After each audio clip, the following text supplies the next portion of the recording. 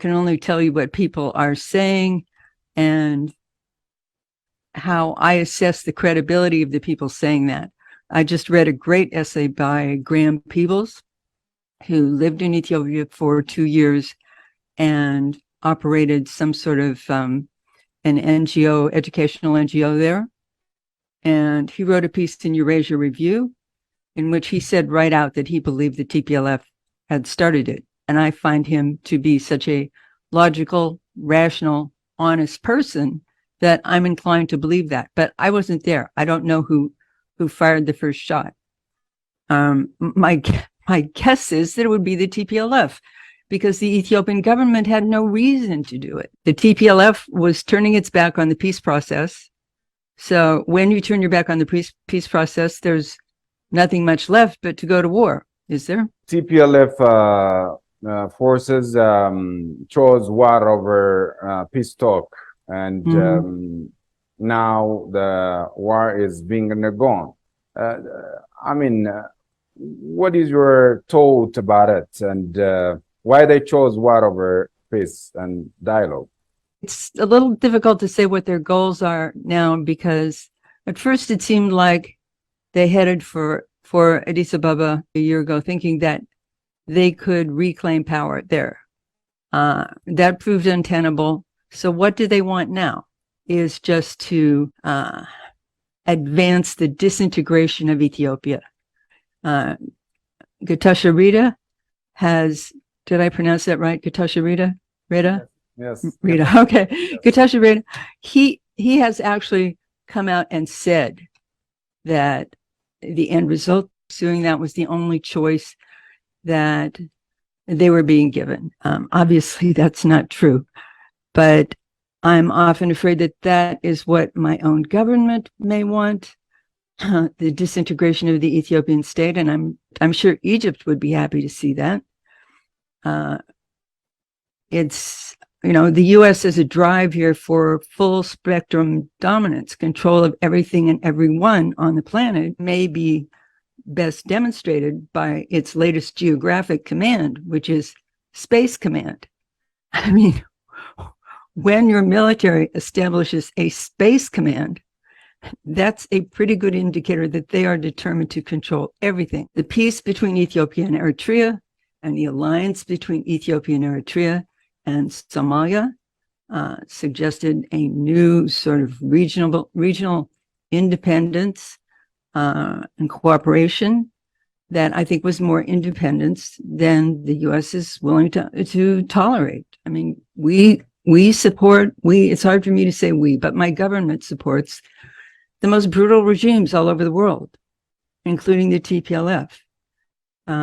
So the TPLF in the United States, the foreign policy establishment of the United States, may share the goal of seeing Ethiopia disintegrate, because if they can't control it, they'd rather see it fall apart. That region is going to need a lot of work in the national dialogue, and it's not going to be possible for the TPLF to simply claim it. The Ethiopian government used to advocate peace over war and proposed a national dialogue and a peace talk with TPLF, but TPLF chose war over peace, as I have said a while ago.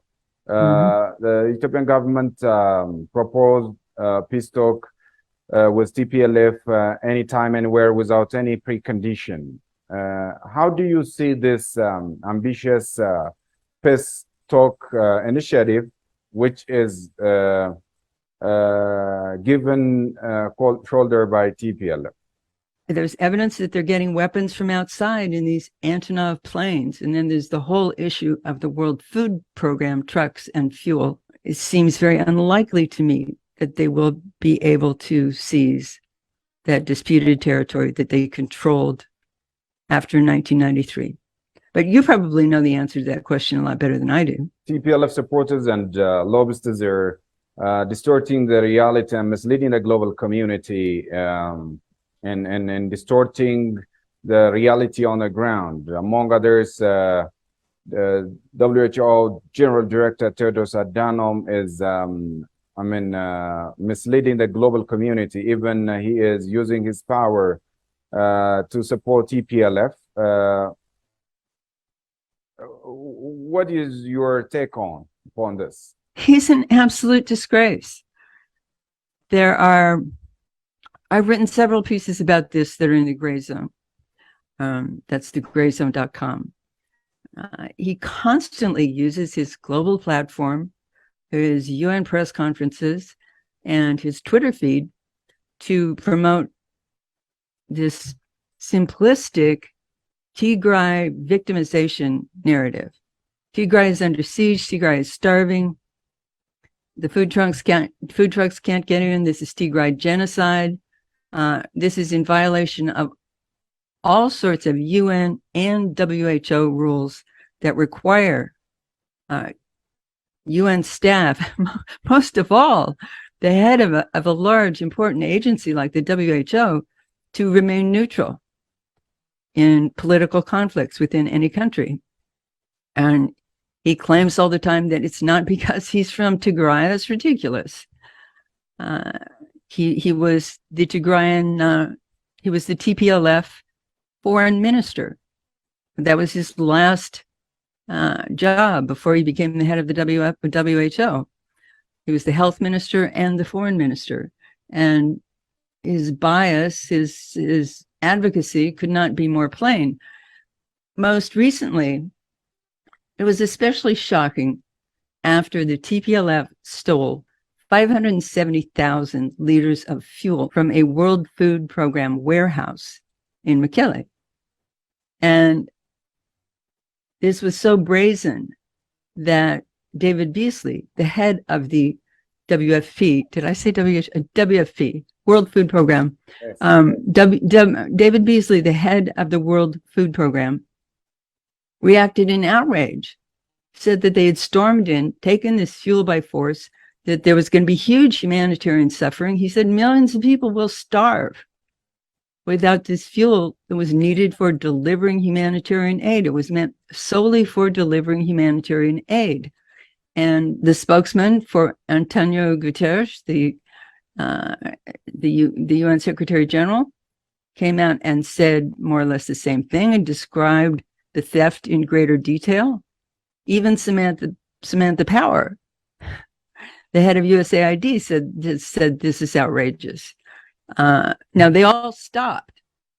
At that point, David Beasley said, "We demand that the fuel be returned." So did the Secretary General spokesman.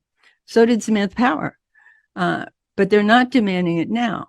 There hasn't been any further official word about this since that time. While all this was going on, where was Tedros? He is constantly talking about humanitarian crisis in Tigray, siege, starvation, genocide. Now, somebody steals 570,000, the TPLF steal 570,000 liters of diesel fuel meant to deliver humanitarian aid, and he is silent. So I talked about Tedros. Did you want me to talk about something broader than Tedros? You might have to go back to the original question, because I can get pretty worked up talking about Tedros. There are actually a couple of other things I should say about that. I wrote down some numbers here. The US is the biggest contributor to the WHO, $853 million. The UK, $464 million. Germany, $359 million. The Gates Foundation's $455 million from the Bill and Melinda Gates Foundation. 389, did I say billion? I meant million. 455 million from the Bill and Melinda Gates Foundation. 389 million from the Gavi Foundation, which Gates controls. So 853 million from the US and 844 from the Gates Foundations. So Tedros basically works for them. And they're not complaining. They haven't said a word about this either.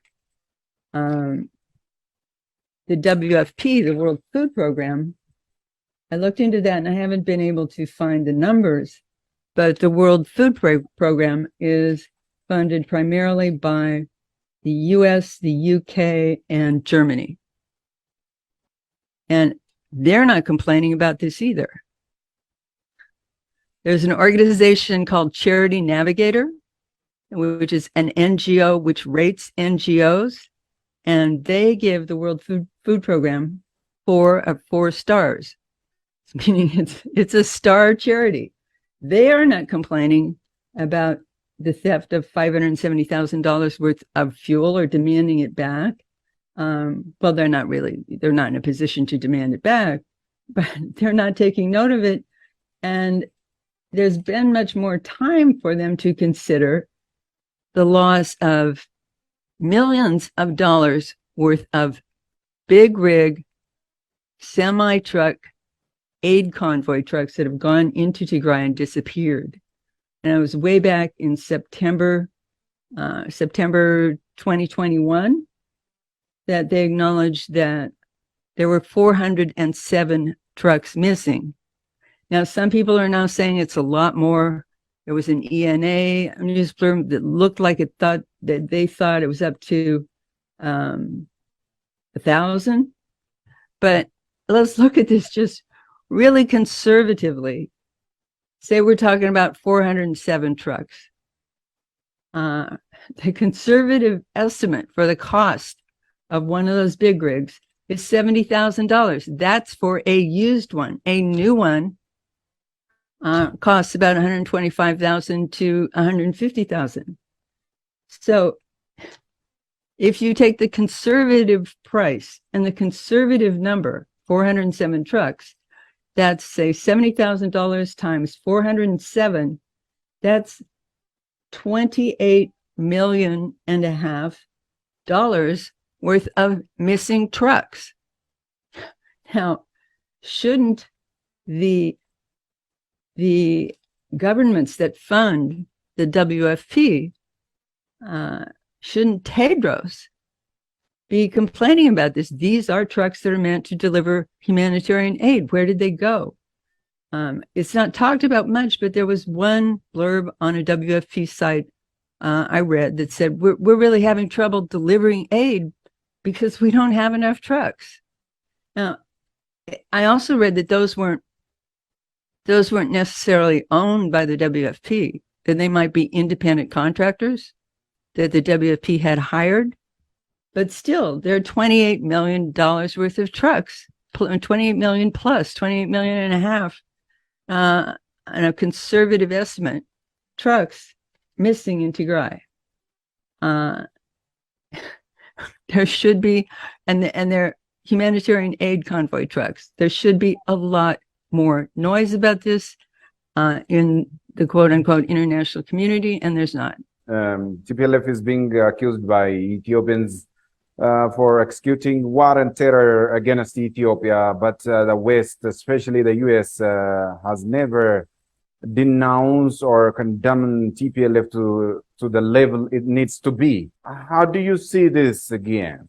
Well, it's like I said, the US supports brutal regimes all over the world in order to be able to control the parts of the world that they operate in. It supported the TPLF during its 27 years in power, and it has supported the TPLF ever since they launched this war. It's hard to believe that the US, with all its most advanced intelligence in the world, didn't know that the TPLF was about to launch this war, but we don't have any hard evidence of negotiations about that beforehand. That's why I pay a lot of attention to the trucks and the fuel story, because that's really hard evidence that the West and the international community, which basically means the European community led by the US, dominated by the US, is ignoring all this. I feel like I should say, I always need to say here that it's not the American people. I mean, most American people don't even know that there's a war going on in Ethiopia. Most of what we call the anti-war community here, which is very small, very discouraged, doesn't even know it or doesn't know much about it. They would really start paying attention if the U.S. started dropping bombs. They're maybe a little more aware of Somalia because the U.S. sent troops in there. But it's not us, and we don't benefit. I mean, the American people don't benefit from this kind of aggression all over the world. In fact, we just pay for it. We pay for it. None of us ever got our share of Iraqi oil. We paid for it. I mean, we paid for the war. The oligarchs profited. And that's true all over the world. But it's not just, it's not with the U.S., it's not just a matter of controlling resources. That's absolutely essential. And there's some resources that are called strategic. Strategic resources are those that the U.S. has to have stockpiled to specific amounts to be ready and able to fight any imaginable war. If the U.S. can imagine a war that it could lose because it doesn't have particular resources, it's going to go after them. That became a big issue in the Democratic Republic of the Congo, what was then called Zaire. I think it was about 1979. There was a civil war going on there, and that is the site of 2/3 of the cobalt in the world. And jet engine technology had advanced to the point where cobalt was absolutely essential to making jet engines and therefore military aircraft. And some U.S. congressmen went into a panic, understanding that 2/3 of the cobalt in the world was in what was then Zaire, and that it was unstable. And they came out with a doc saying that it was U.S. policy to maintain control of that part of the world for that reason. Now I went off sort of. But my point regarding Ethiopia is that there are these absolute resource imperatives to control resources for profit and also to guarantee military advantage. But there's also an irrational drive for global hegemony, for full spectrum dominance, which is what I pointed to when I said it's best illustrated by the fact that we have the whole world divided up into geographic commands, including the last one, Space Command. People tell me I'm always supposed to avoid saying we, because it's not most of us. Okay. The Pentagon, the foreign policy and military establishment have this drive for full spectrum dominance, global hegemony. So you're asking me why is the U.S. doing what it's doing? Part of it is just that irrational drive. There's also, the drive to control resources. TPLF supporters and diaspora are undertaking demonstration and rallies. Why they failed to demonstrate and push TPLF for peace talk in the very prior time than demonstrating this time while the war being undergone? No, not without the EU and the US. I mean, what kind of African nation, African Union, that it wants mediation by the EU, the US, I think they also said the UN, which, if that means Guterres and the human rights apparatus of the UN, then it means, it means the same as the US and the EU. But what kind of African political and military formation rejects mediation by the EU, by the AU, and demands mediation by the former colonial and currently imperialist neo-colonial powers? You shouldn't have to know much more about the TPLF than that. The UN Security Council was about to sit to discuss on Ethiopian matter on September 8th, but due to different reason, the talk postponed to the next week. What are they going to discuss about? Everything we've talked about, the return to war, who's to blame, what's to be done. They're going to put out statements about how they urge everyone to make peace. I don't think we're going to see, I'd be surprised if we see anything different than we've seen every time they have met since the beginning of the war. And in those meetings, China, Russia, the African Union, most of the African countries on the council say that they don't want to interfere with Ethiopian sovereignty. And Ethiopian sovereignty means the Ethiopian state. This is not two nations warring with one another, which would mean something that conceivably would call for the organization of if one country is guilty of a war of aggression of invading and violating the sovereignty of another, then that calls for UN intervention according to Chapter 7 in the UN Charter. But that's not what's going on here. This is a sovereign matter within the state of Ethiopia for the Ethiopian state to resolve one way or another. That may mean negotiating with the TPLF, and they've offered to do that, but it's not a situation that the UN has any business interfering in. Okay. And I want to say something about the international community. You know, we talk about the international community. That usually means like the Euro world dominated by the US. But if you now consider the international community to include the major powers that are emerging, internally, Russia and China, and even countries like India that are emerging and turning this into a multipolar world, then that should be used to expand the idea of the international community, because those countries are big players. Now, the Russian ambassador to Ethiopia wrote a beautiful statement in response to the TPLF resumption of the war, and they will defend Ethiopian sovereignty on the Security Council as they have defended the sovereignty of other African nations. Journalist Ann Garrison, thank you for making time to give us this valuable insight on the ongoing conflict in the northern part of Ethiopia, and I do appreciate on behalf of our media house. Okay, thank you. It was an honor to be involved. All right. Okay, I'll see you next time, ladies. Dear viewers, this brings you the end of our edition for today. See you next time with another edition. Bye-bye. Take care.